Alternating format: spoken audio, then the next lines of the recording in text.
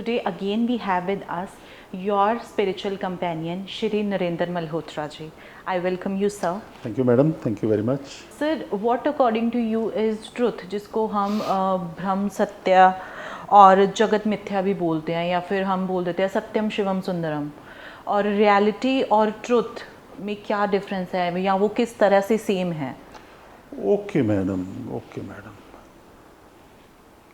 You have put up the things about truth, about the concept of truth, which are prevalent in the society in different words and different meanings and all that. Nice to hear that.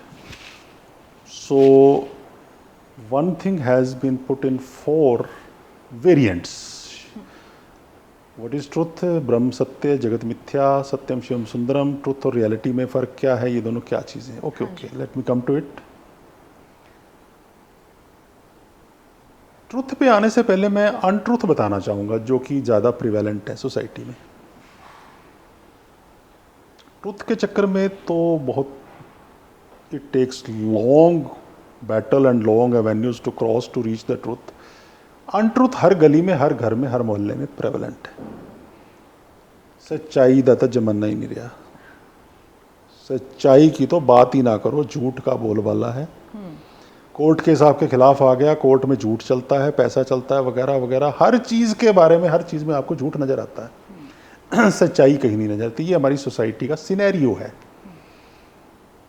भतीजा आ गया जी, मैं तो ठीक था, master ने fail कर दिया. हर जगह झूठ चलता है, चमचागिरी चलती है, पैसा चलता है. तो पहले इस अनट्रुथ की बात कर लें, जो कि जिसको अंग्रेजी में कहते हैं कि ओमनी प्रेजेंट है, सर्व विद्यमान है. हाँ जी.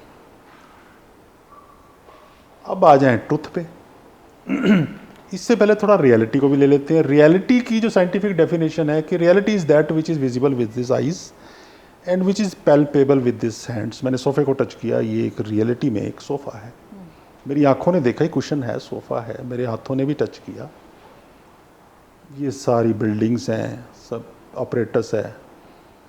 साइंटिफिकली जो which can be perceived by eyes and which is palpable by touch and all that is reality. Untruth की मैंने बात की, रियलिटी की बात की. अब मैं ट्रुथ पे आ जाता हूँ. Truth is a component, a property, again I will touch upon, not of mind but supermind. Okay. Mind cannot present truth before you. Limitations.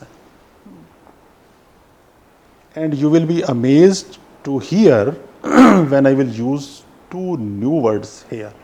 I will introduce 2 new words. So far I have been using the word mind and supermind. Yes. Now I will use 2 more words. Truth can be perceived when you travel from mind to no mind zone. Mindless मूर्ख को कहते हैं. हाँ. इसलिए मैंने no mind कहा. मेरा मतलब है मस्तिष्क शून्यता, मस्तिष्कहीनता नहीं है मेरा मतलब. माइंडलेस स्टूपिड लोगों को कह देते हैं माइंडलेस. No no no. मस्तिष्क शून्यता एक बहुत हाई स्पिरिचुअल स्टेज है सुपर माइंड की. So there is no mind meditation even which transforms your mind, which takes your mind to a zone to no mind. ये माइंड को absent कर देती है.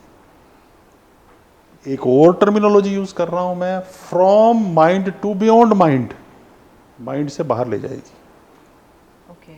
अब ट्रुथ जिसको हम इस माइंड से देख रहे हैं वो है अनट्रुथ, जिसका हम रोज जिक्र करते हैं परिवार में, हर गली, हर मोहल्ले, हर शहर, हर सोसाइटी में यूज किया जाता है. अक्रॉस द वर्ल्ड इसको यूज किया जाता है. कारण जो हम देख रहे हैं वो हमें ट्रुथ लगता ही नहीं है. सबसे पहले तो आपको ट्रुथ जानने के लिए ट्रुथ के जोन में जाना पड़ेगा. हम ट्रुथ को जानने के लिए माइंड के जोन में ट्रैवल करते हैं, जबकि वो सुपर माइंड के जोन में है, नो माइंड के जोन में है, बियॉन्ड माइंड के जोन में है। हम क्या कर रहे हैं, हम न्यूरोलॉजी की दवा पंसारी की दुकान में ढूंढ रहे हैं कि जी इस तरह से मुझे प्रॉब्लम है, वो मिट्टी गोलियां दे देगा जी, वो नहीं इफेक्टिव हुई, वो थोड़ी सी खट्टी सी दे देगा, फिर नहीं जी वो कोई चूरन पकड़ा देगा, फिर कोई और फक्की सी दे देगा। अरे भैया आप सही दुकान पे ही नहीं जा रहे। हाँ जी। First of all, you have to enter the zone of beyond mind or no mind or super mind.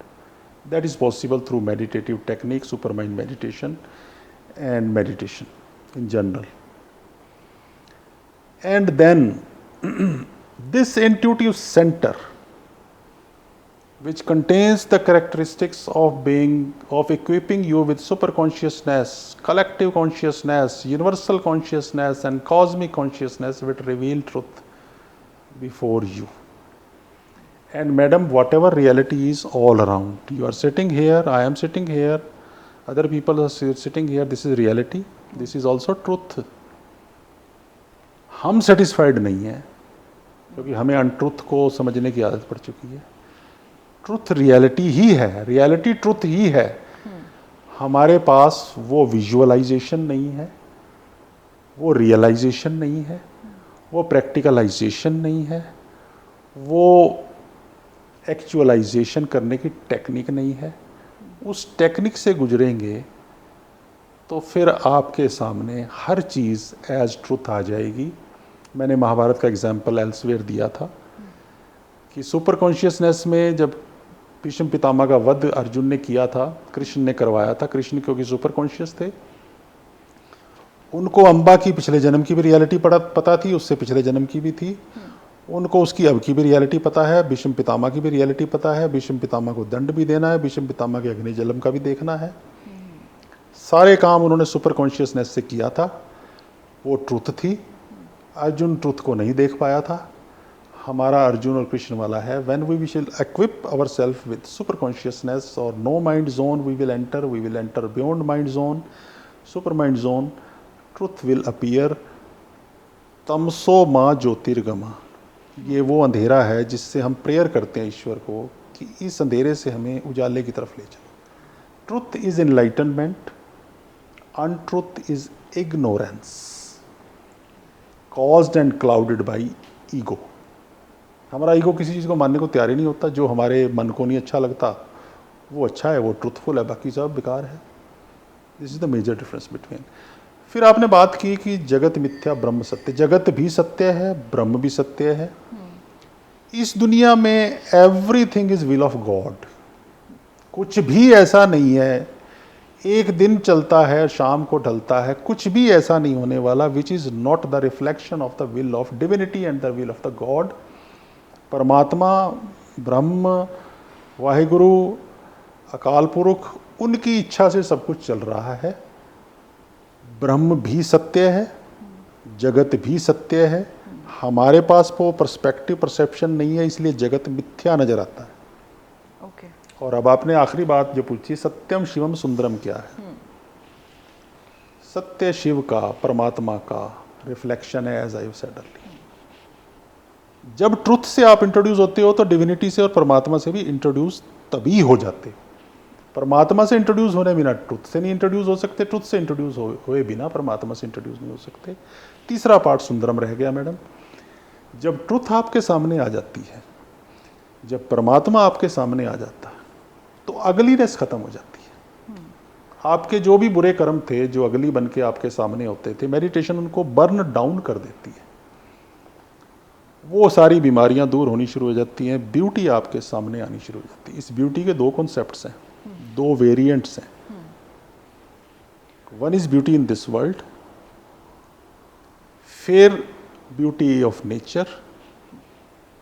अब आप अनमेडिटेटिव होके नेचर में जाते हो तो गार्डन से गुजर जाते हो, आप ठीक है अभी फूल हैं बराबर। No, when you are meditative you will stop by a flower, by a गुलाब के पेड़ के पास खड़े हो जाएंगे और ध्यान से देखेंगे इसकी पेटल्स में कलर किसने दिया, इतनी फ्रेगरेंस किसने दी, इतनी ब्यूटी किसने दी। ये वहाँ से ब्यूटी भी कनेक्ट हो जाएगी गॉड तक। Correct. beauty in your personal life by way of removal of ugliness of bad deeds of your last birth or this birth will be burnt down completely by meditation, and beauty will emerge in form of good health, good house, good facilities, good amenities that will surround you around, and then you will find beauty all around. Spring will have a different meaning for you which has gone unnoticed so far. ठीक है, कितने spring तो गुजर गए, 20-25 गुजर गए होंगे, 30 गुजर, मेरे 60 गुजर गए, ठीक है, it's a seasonal change. No no no, you will stand, look and connect with your nature. और इसका एक, ये दो तो वर्ल्डली डायमेंशन है, थर्ड डायमेंशन है मैडम इस ब्यूटी का, which is very important, and after super consciousness you witness it. Divine world का अपना म्यूजिक है, डिवाइन वर्ल्ड के अपने गार्डन्स हैं, डिवाइन वर्ल्ड की अपनी सॉन्ग्स हैं, डिवाइन वर्ल्ड की अपनी अटायर्स हैं जो वो पहनते हैं. वो आपको एक ग्लिम्स मिलनी शुरू हो जाएगी और आप एक सत्य चित्त आनंद की मुद्रा में आ जाएंगे. क्योंकि ये जो आंखें जो देख रही है ना, जब इसका फंक्शन सुपर कॉन्शियसनेस के बाद इंटरनलाइजेशन होता है, then you see all these those divine music, those divine gardens and this fragrances will fill your body. So सत्य शिव का रूप है, ईश्वर का रूप है, और ईश्वर सौंदर्य के अलावा कुछ भी नहीं है, कुछ भी नहीं है. These things are reflected in different languages, expressions, words, dictums, all that you have taken up.